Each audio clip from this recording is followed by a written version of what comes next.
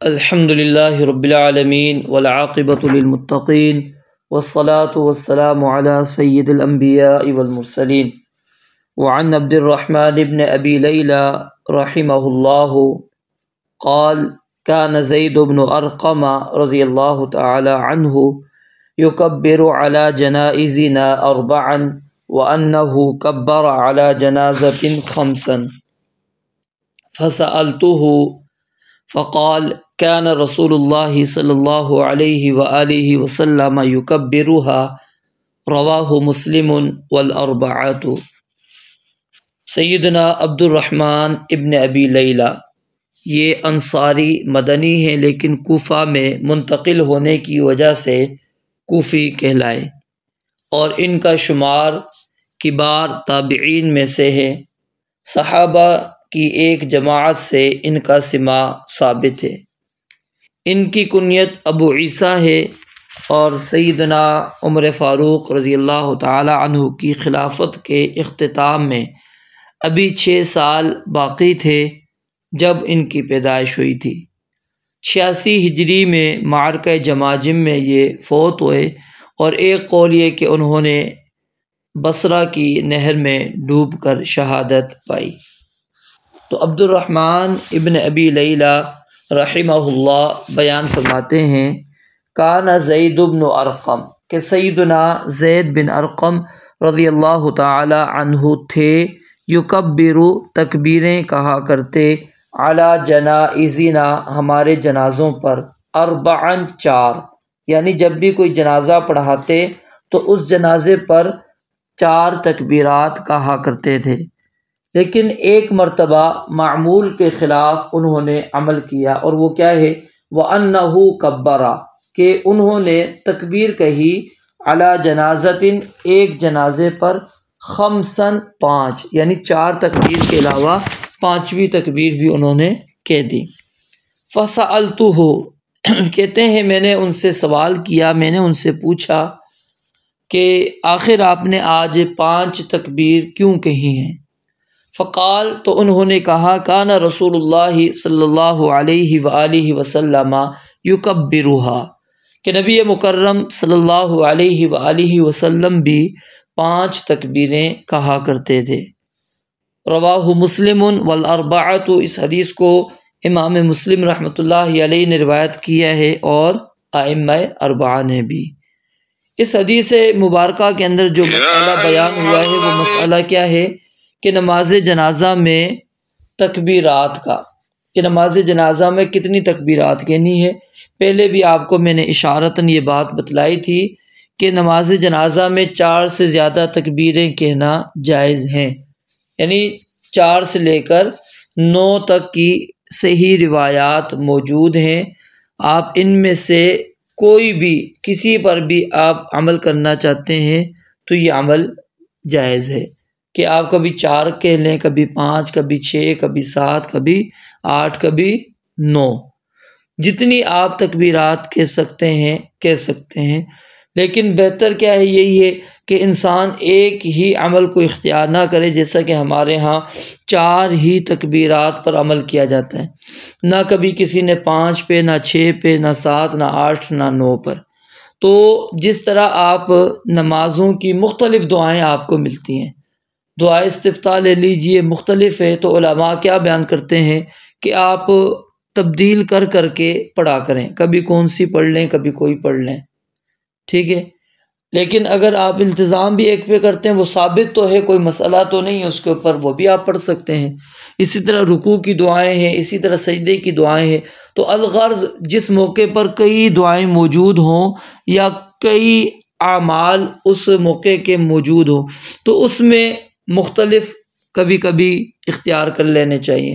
تو اس لیے اگر کوئی بندہ 4 تکبیرات پر اکتفا کرتا ہے تو وہ بھی سنت کے مطابق ہے، اور اگر کوئی بندہ 4 سے لے کر 9 تک تکبیرات میں سے درمیان میں کوئی بھی تکبیر کہتا ہے تو یہ بھی کیا ہے؟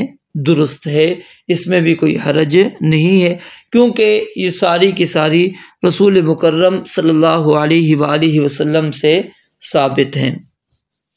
اب رہا ان تکبیرات کے ساتھ رفع الیدین کرنے کا مسئلہ، کیا ان تکبیرات کے ساتھ رفع الیدین بھی کرنا ہے یا نہیں؟ اس کے متعلق واضح طور پہ تو نبی علیہ الصلوۃ والسلام سے کوئی صحیح حدیث موجود نہیں ہے، اور امام شوکانی، امام ابن حزم اور امام البانی اور اسی طرح سید سابق جو ہیں ان کا بھی موقف یہی ہے کہ صرف پہلی تکبیر کے ساتھ رفع الیدین کیا جائے، باقیوں کے ساتھ تکبیرات کے ساتھ رفع الیدین نہ کیا جائے۔ کیونکہ کہتے ہیں پہلی تکبیر میں تو ہاتھ اٹھانا ثابت ہے، لیکن البتہ سیدنا عبداللہ بن عمر رضی اللہ تعالیٰ عنہما کے متعلق یہ بات موجود ہے صحیح بخاری کے اندر، معلقاً انہوں نے، امام بخاری نے اس کو تعلیقاً نقل کیا ہے کہ وہ نماز جنازہ کی ہر تکبیر کے ساتھ رفع الیدین کیا کرتے تھے، اور اسی طرح یہ حدیث سنن کبریٰ بیہقی کے اندر بھی موجود ہے۔ اور عبداللہ بن عمر رضی اللہ تعالی عنہما کے بابت یہ بات معروف ہے کہ وہ سنت رسول پر سختی کے ساتھ عمل کیا کرتے تھے۔ تو اب جو تکبیرات جنازہ میں ان کا رفع الیدین کرنا ہے، ظاہر ہے وہ اس چیز پر دلالت کرتا ہے انہوں نے نبی علیہ الصلوۃ والسلام کو ایسا کرتے ہوئے دیکھا ہوگا۔ اگر آپ کو ایسے کرتے ہوئے نہیں دیکھا تو پھر وہ کیسے رفع الیدین کرتے؟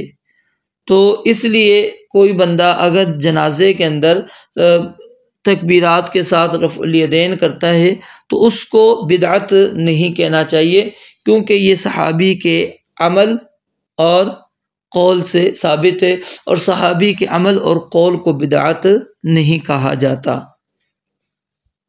تو بہرحال اس کے اندر تکبیرات کے ساتھ رفع الیدین کرنے کا ثبوت موجود ہے۔ تو یہ حدیث مبارکہ جو ہم نے پڑھی، اس کے اندر 5 تکبیرات کا تذکرہ ہے کہ 5 تکبیر سیدنا زید بن ارقم رضی اللہ تعالی عنہ نے وہ ایک جنازے کے موقع پر ادا کی، تو 5 تکبیرات بھی کہہ سکتے ہیں۔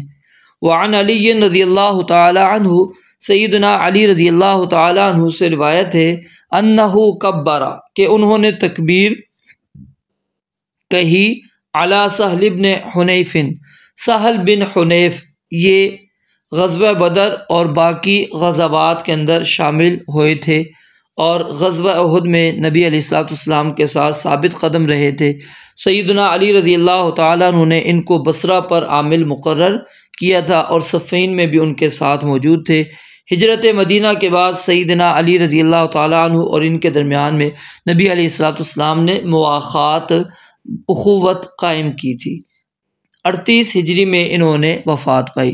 تو انہ کبر علی سہل بن حنیف 6، سیدنا علی رضی اللہ تعالیٰ عنہ نے سیدنا سہل بن حنیف رضی اللہ تعالیٰ عنہ کی نماز جنازہ پر 6 تکبیریں کہیں۔ وقال، اور سیدنا علی رضی اللہ تعالیٰ عنہ نے کہا، انہ بدری، میں نے یہ 6 تکبیریں کیوں کہی ہے؟ کیونکہ یہ بدری صحابی ہیں، جنگ بدر کے اندر شریک ہوئے تھے، تو اس وجہ سے میں نے ان کے لیے زیادہ دعا کی ہے۔ رواہ سعید بن منصور، اس حدیث کو سعید بن منصور نے روایت کیا ہے، اصلہ فی البخاری، اور اس کی جو اصل ہے بخاری کے اندر موجود ہے۔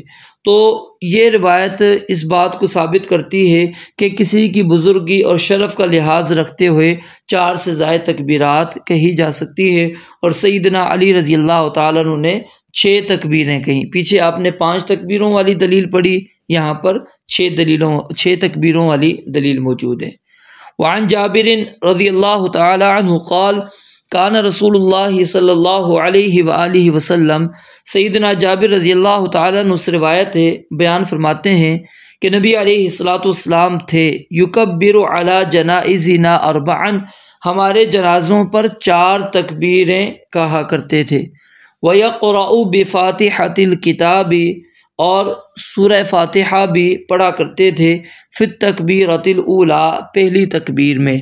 رواہ الشافعی باسناد ضعیف، اس حدیث کو امام شافعی رحمۃ اللہ علیہ نے ضعیف سند کے ساتھ روایت کیا ہے۔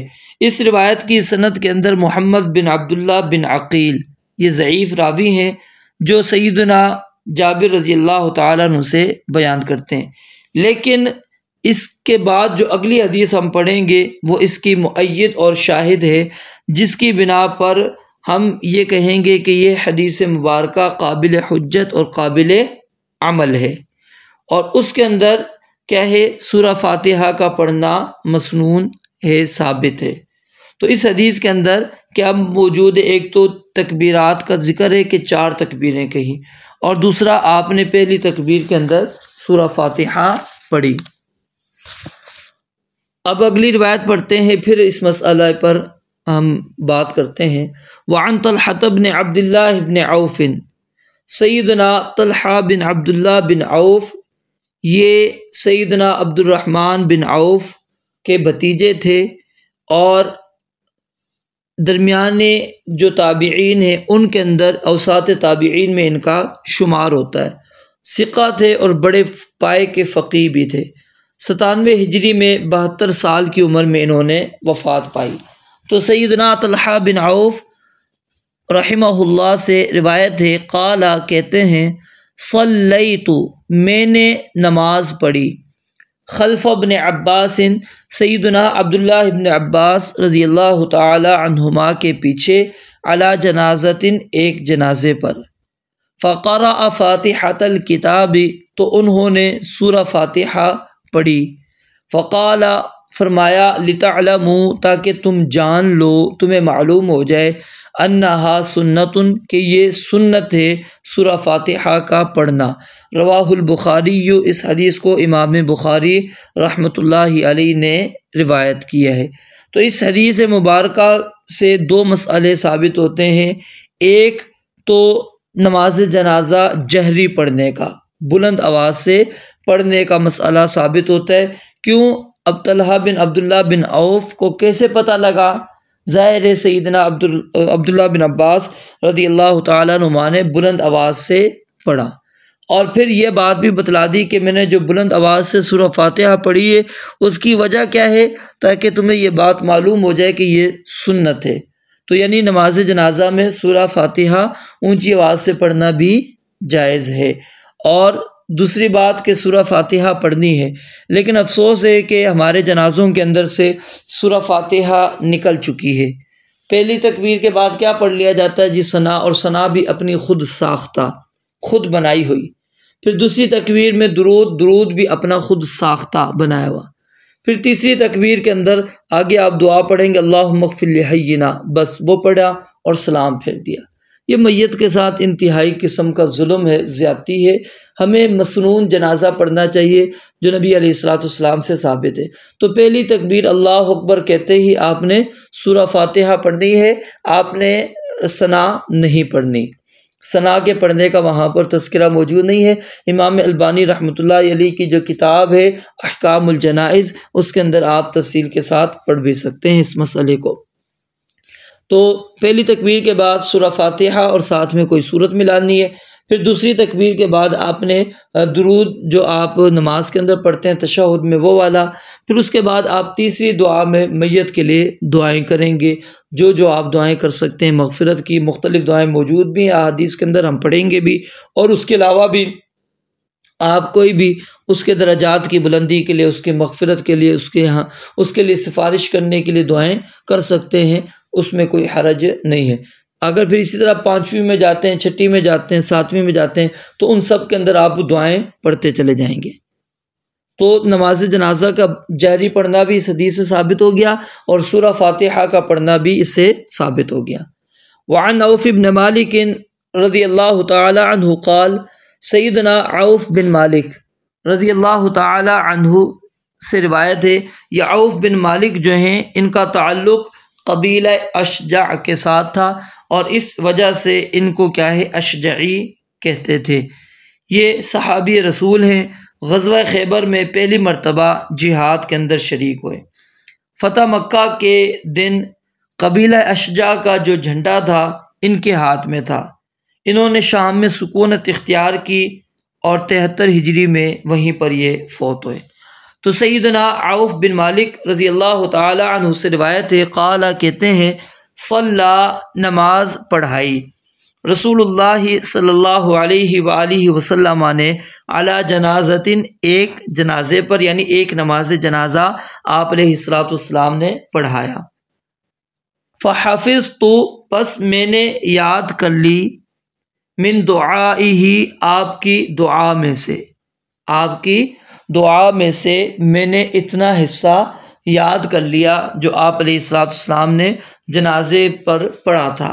اللہم اغفر لہ وارحمہ وعافیہ واعف عنہ واکرم نزلہ ووسع مدخلہ واغسلہ بالماء والثلج والبرد ونقه من الخطايا كما ينقى الثوب الأبيض من الدنس وأبدله دارا خيرا من داره وأهلا خيرا من أهله وأدخله الجنة وقه فتنة القبر وعذاب النار رواہ مسلم۔ تو یہ دعا انہوں نے یاد کی۔ اب اس کا ترجمہ ہم پڑھتے ہیں۔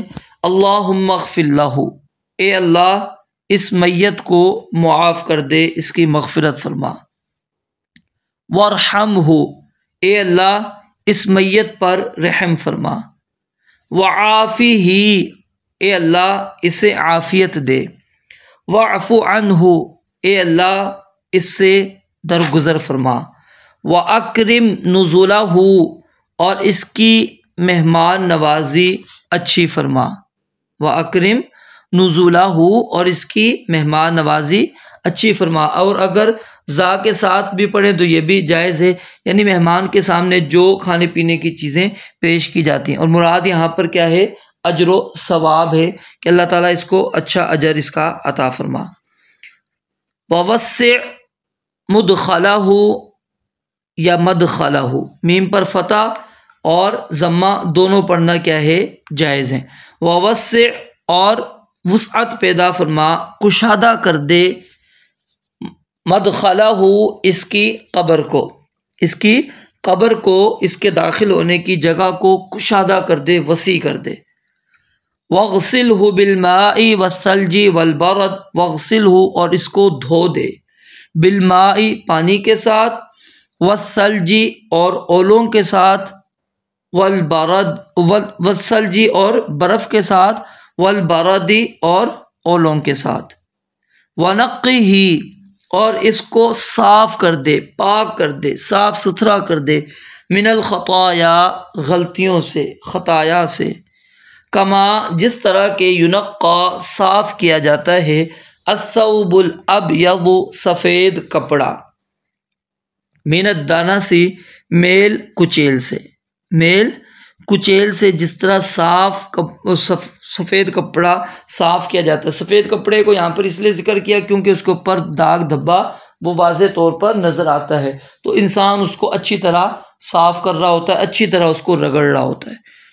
وَأَبْدِلْهُ، اور تبدیل کر دے، بدل دے، وَأَبْدِلْهُ، اور بدل دے، اس کے عوض عطا کر اس کو، دارن ایک گھر، خیرا من دارہ، جو اس گھر سے بہتر ہو، یعنی دنیاوی گھر سے بہتر عمدہ گھر اس کو عطا کر۔ وَأَهْلًا، اور اہل و عیال عطا کر اس کو، خیراً بہتر، من اہلہ، اس کے اہل و عیال سے۔ وَأَدْخِلْهُ الْجَنَّةَ، اور اس کو جنت کے اندر داخل کر دے۔ وَقِهِ فِتْنَةَ الْقَبْرِ، اور اس کو قبر کے فتنوں سے، قبر کی آزمائشوں سے محفوظ فرما۔ وَعَذَابَ النَّارِ، اور آگ کے عذاب سے، جہنم کے عذاب سے، دوزخ کے عذاب سے اس کو بچا۔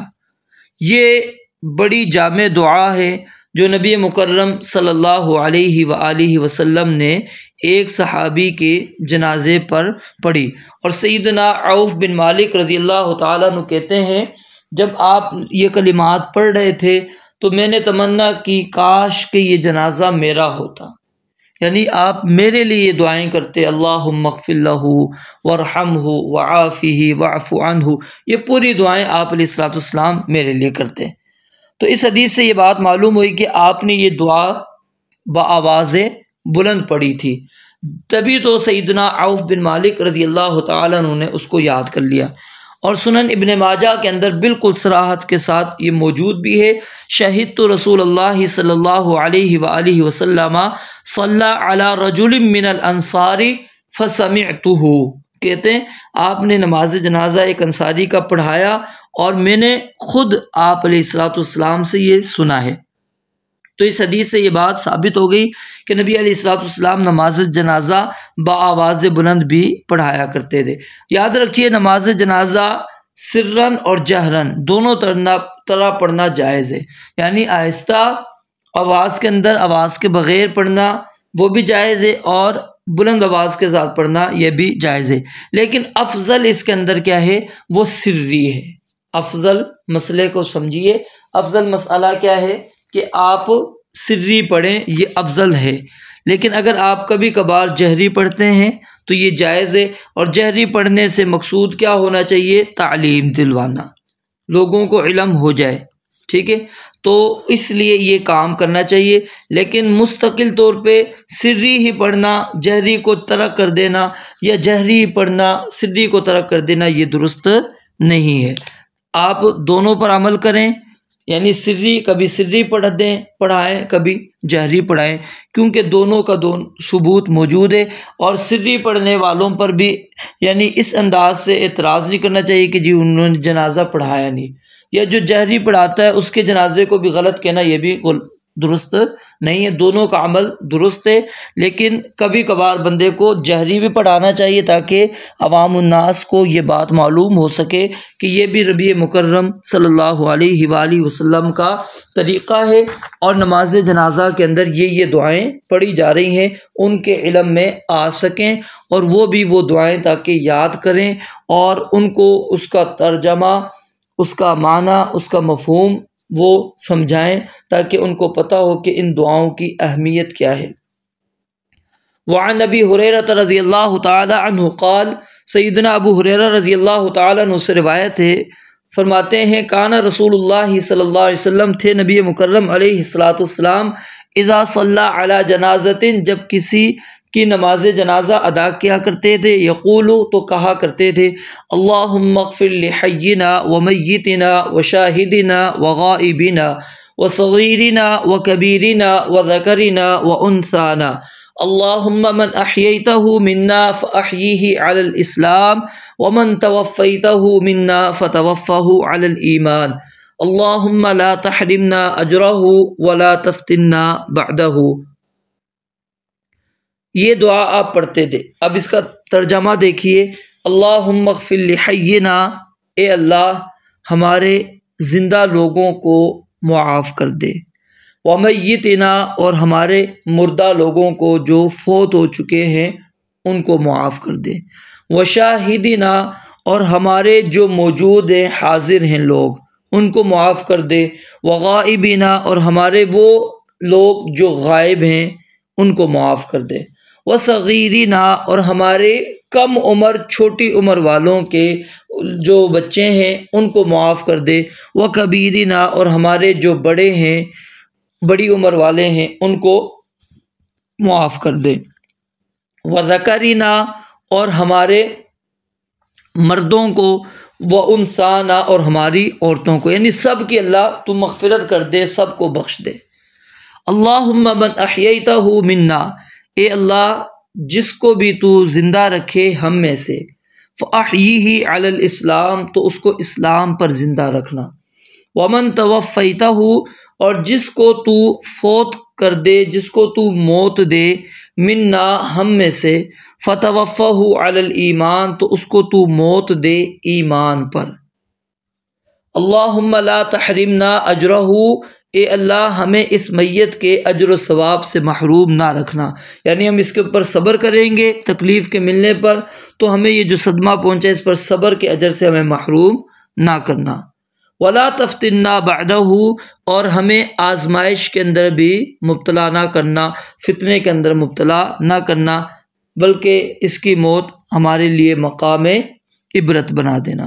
رواہ مسلم، اس حدیث کو امام مسلم نے اور ائمہ اربعہ نے روایت کیا ہے، لیکن جو رواہ مسلم یہ بات نقل کی ہے یہ کاتب کی غلطی ہے، یہ کاتب کی غلطی ہے، یا بعد میں کسی نے لکھ دیا ہے، صحیح مسلم کے اندر یہ روایت موجود نہیں ہے، تو یہ کاتب کی غلطی ہے۔ زیادہ بہتر یہی ہے کہ ہم اس کو کاتب کی غلطی کہیں گے کہ اس نے رواہ مسلم کہہ دیا۔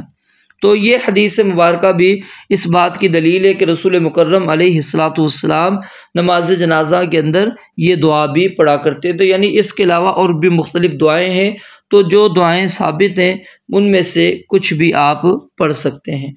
وعنہ رضی اللہ تعالی عنہ ان النبی صلی اللہ علیہ وسلم قال، سیدنا ابو ہریرہ رضی اللہ تعالی عنہ سے ہی روایت ہے، فرماتے ہیں کہ بے شک نبی علیہ الصلوۃ والسلام نے ارشاد فرمایا، اذا صلیتم علی المیت، جب تم نماز جنازہ پڑھو میت پر، فاخلصوا له الدعاء، تو اس کے لیے خوب خلوص سے دل کے ساتھ دعا کرو۔ رواہ ابو داود، اس حدیث کو امام ابو داود نے روایت کیا ہے اور امام ابن حبان رحمۃ اللہ علیہ نے اس کو صحیح قرار دیا ہے۔ اب یہاں پر نبی علیہ الصلوۃ والسلام نے نماز جنازہ پڑھنے والے جو شخص ہیں ان کو آپ علیہ الصلوۃ والسلام نے یہ بات بیان کی ہے کہ جب بھی تم کسی میت پر نماز پڑھو تو اس کے لیے خلوص دل کے ساتھ دعا کرو۔ کیوں؟ کیونکہ آپ اللہ رب العالمین کے حضور اس کی بخشش کی سفارش کر رہے ہیں، تو لازمی نہیں ہے کہ ہر سفارشی کی خواہش کے مطابق اس کی سفارش قبول بھی ہو، لیکن انسان کی کوشش یہ ہوتی ہے سفارش کرنے والے کی کہ میں اس طرح سفارش کروں کہ میری سفارش مانی جائے، تو وہ آہوزاری کے ساتھ اور دل کے ساتھ سفارش کرتا ہے تاکہ اگلا شخص جو ہے اس کی سفارش کو تسلیم کر لے۔ تو اللہ رب العالمین کے ہاں بھی ہم جب سفارش کر رہے ہیں تو بڑے اخلاص کے ساتھ رب العالمین کے ہاں اس بندے کی سفارش کریں۔ اور یہ میت کا آخری وقت ہوتا ہے، اس وقت اس کے لیے جتنے خلوص دل کے ساتھ ہم دعا کر سکتے ہیں ہمیں کرنی چاہیے، لیکن افسوس ہے کہ بعض لوگ صرف رسم پوری کرنے کے لیے آتے ہیں، اس کے اندر خلوص نام کی کوئی چیز نظر نہیں آتی۔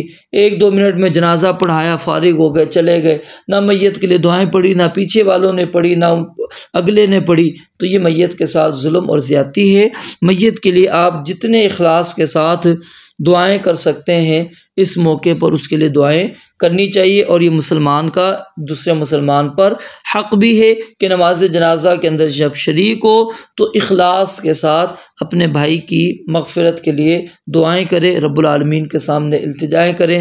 اگر اللہ رب العالمین نے اس کی التجا کو اس کے حق میں بہتر سمجھا تو یقیناً اللہ تعالیٰ اس سفارش کو قبول کر لیں گے، اور اگر اللہ تعالیٰ نے وہ اس بندے کے حق میں سفارش قبول نہ کرنی ہوئی تو کوئی نہیں، وہ اللہ تعالیٰ کے ہاں یہ صرف ہماری یاد رکھیے سفارش ہوتی ہے، دعا ہوتی ہے، اللہ رب العالمین کا اختیار ہے کہ اللہ تعالیٰ قبول کرے یا نہیں، لیکن ہم اس چیز کے یعنی کہ اللہ تعالیٰ نے ہمیں مکلف بنایا ہے کہ ہم اخلاص کے ساتھ اپنے بھائی کے لیے دعائیں کریں۔